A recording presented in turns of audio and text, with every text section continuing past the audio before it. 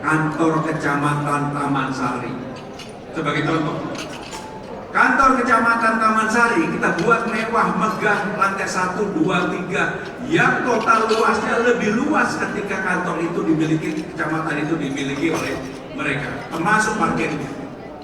Tetapi lantai 4, lantai 5 kita buat yang disebut dengan co-working space. Siapa saja bisa berkantor di tempat itu, terutama anak-anak muda, Gen Z dan Gen milenial begitu. Lantai 6, 7, 8 sampai seterusnya tergantung daerahnya untuk hunian. Apa yang akan kami lakukan kalau saya mendapatkan amanah? Salah satunya, problem utama di Jakarta adalah masalah perumahan, housing.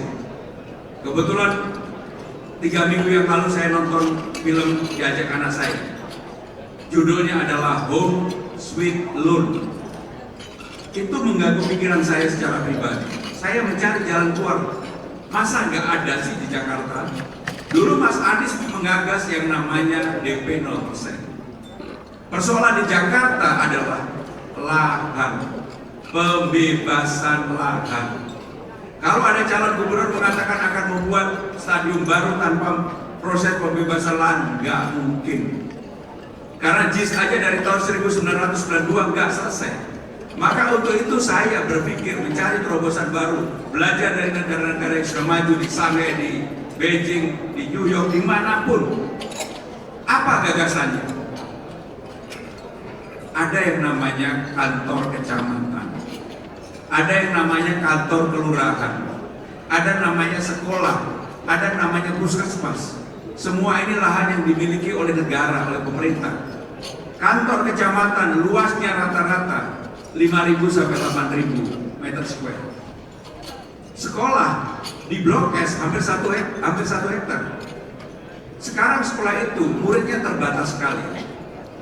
Maka apa yang harus dilakukan? Kalau saya menjadi gubernur, saya akan memulai hal yang baru yang berani dan bisa dilakukan. Kerjasama antara pemerintah bersama developer, pengembang, mengembangkan lahan-lahan yang dimiliki oleh pemerintah dalam ini, misalnya kantor kecamatan Taman Sari. Sebagai contoh, kantor kecamatan Taman Sari kita buat mewah, megah, lantai 1, 2, 3, yang total luasnya lebih luas ketika kantor itu dimiliki, kecamatan itu dimiliki oleh mereka, termasuk parkirnya. Tetapi lantai 4, lantai 5 kita buat yang disebut dengan co-working space. Siapa saja bisa berkantor di tempat itu, terutama anak-anak muda, Gen Z dan Gen milenial begitu. Lantai 6, 7, 8 sampai seterusnya tergantung daerahnya untuk hunian. Huniannya pilihannya, kalau tempatnya memang bukan tempat yang prime, itu bisa untuk menengah ke bawah. Tapi tempat yang prime, kantor kecamatan di Menteng misalnya, atau sekolah di Blok S misalnya, yang saya sudah lihat sendiri, luasnya di Blok S lebih dari 8.000. Kenapa nggak kita buat lantai 1, 2 sekolah yang bagus, lantai 4, 5 untuk co-working space, lantai 6, 7, 8, 9, 10 untuk parking mobil, karena untuk mengatasi persoalan di Senopati dan di Gunawarman. Dan selanjutnya ke atasnya untuk housing, pasti bisa. Karena apa? Nggak bebasin lahan. Problem utama di Jakarta adalah persoalan lahan. Kalau itu bisa dijalankan, saya yakin bahwa persoalan kemacetan di Gunawarman, Senopati teratasi, housingnya ada, sekolahnya ada, dan untuk katakanlah keluarga yang mempunyai anak sekolah di tempat itu kita berikan kesempatan juga untuk punya housing ataupun tempat tinggal di sana. Kalau itu bisa dilakukan, maka persoalan kemacetan pelan-pelan kita atasi. Bagaimana dengan persoalan kemacetan secara besar? Apa yang harus dilakukan? Saya dan Bang Dul sepakat tidak lagi bicara Transjakarta, tapi Transjabodetabek. Kenapa bicara Transjabodetabek? Karena kemacetan di Jakarta selalu terjadi pada pagi hari dan sore hari. Ketika hampir 45 juta orang di suburban area dari Bogor, Depok, Tangerang Selatan masuk ke Jakarta. Kenapa nggak kita buat sesuatu yang baru? yang terbuka dan semuanya bisa menerima. Yang pertama yang harus dilakukan, berubah dari Transjakarta menjadi Trans Jabodetabek. Dan sekarang perpresnya sudah ada, yaitu perpres aglomerasi. Kebetulan saya yang menyiapkan. Kalau itu terjadi, saudara-saudara sekalian, orang yang mau ke Jakarta ada kepastian. Kalau kemudian dia parkir nggak jauh dari rumahnya, misalnya tinggal di Bekasi, sebelum masuk Jakarta, maka ada tempat yang disebut dengan park and ride, seperti di negara-negara maju. Orang akan menitipkan mobilnya di sana. Setelah itu dia akan naik apakah LRT, MRT, busway, bisa kemana aja. Maka untuk itu saya akan mengusulkan kepada 15 golongan akan dibebaskan. Yang sekarang ini sudah dibebaskan untuk busway. Akan kita bebaskan untuk LRT dan MRT. Kenapa? Kita paksa mereka naik transportasi umum.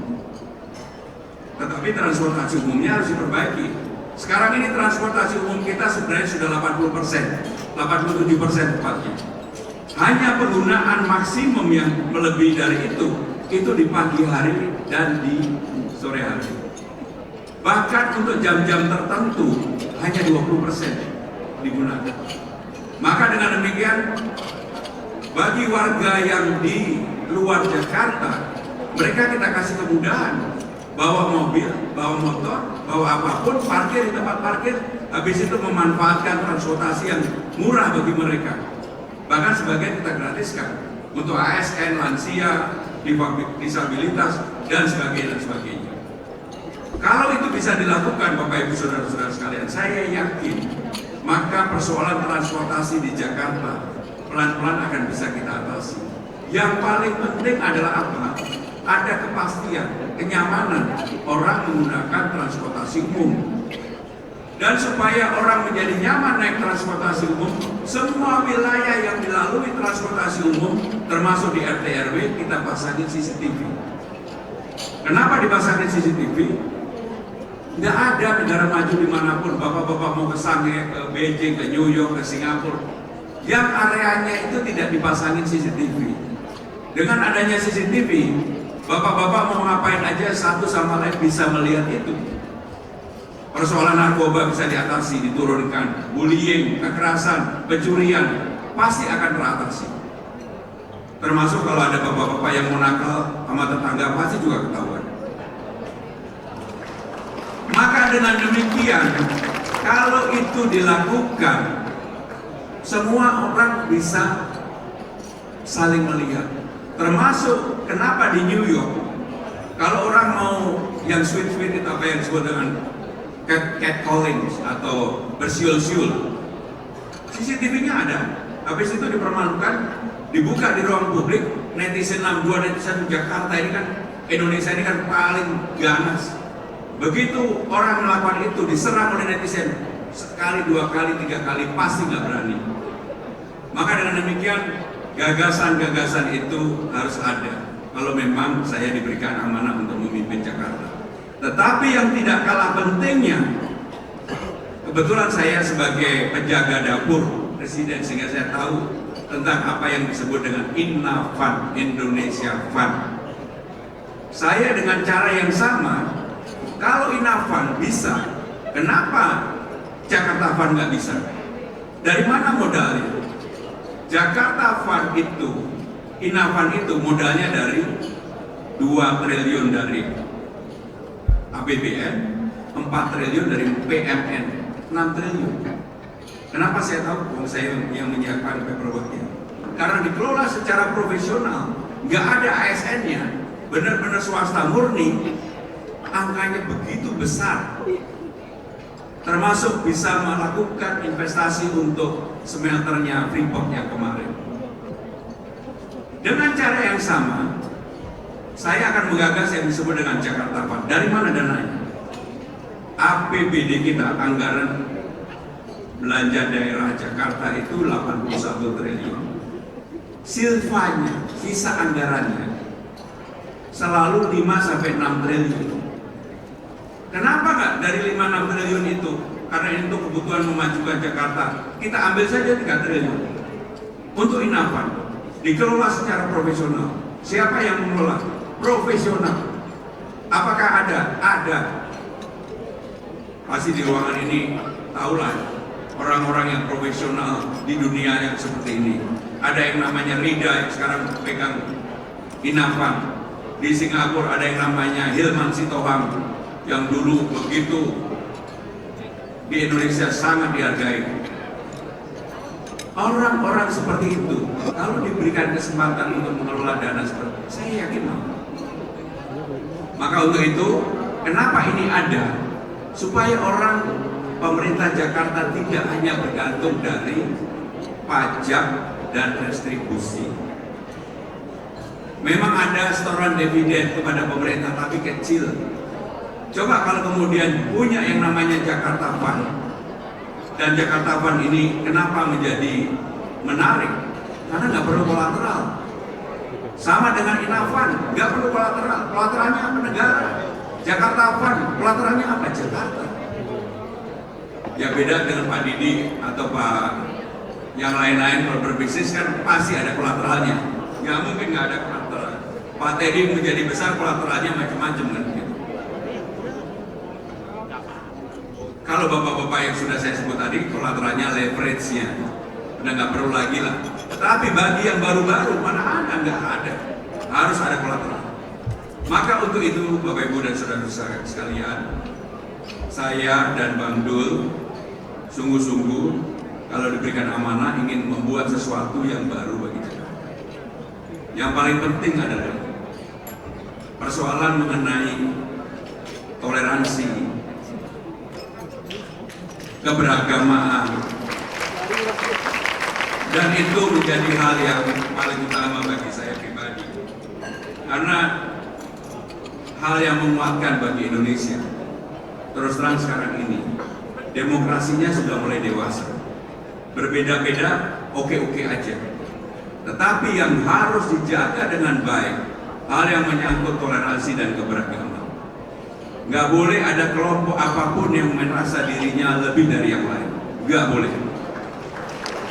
Maka dalam kampanye saya dan Bang Dul juga mengatakan, Bang, kita nggak boleh sekalipun membawa hal yang berkaitan dengan toleransi dan keberagaman, terutama agama, budaya, dan sebagainya. Maka kenapa? Dengan sadar, walaupun pilkadanya di Jakarta, saya ini Pramono Anung, lahir dari Kediri, besar di Kediri, sampai SMA di Kediri, saya tetap minta nama saya dipanggil Mas Pram, bukan Bang Pram. Rasanya aneh kalau Bang Pram. Kalau Bang Dul dipanggil Mas Dul, ya gak cocok. Sehingga kalau Bang Dul tetap aja menjadi Bang Dul. Dan saya juga bersyukur, ini terakhir dari saya, pasti di ruangan ini dulu mengikuti bagaimana sepak terjangnya Bang Dul. Bagaimana yang namanya Sarah sama Zainab berantem berpuluh-puluh tahun. Sampai mereka sekarang ini sudah umurnya pun mungkin sudah mendekati puluh-puluh tahun. Yang beruntung siapa sih? Nggak ada yang menang Sarah atau Zainab. Yang menang Pramono Anung. Terima kasih. Wassalamualaikum warahmatullahi wabarakatuh.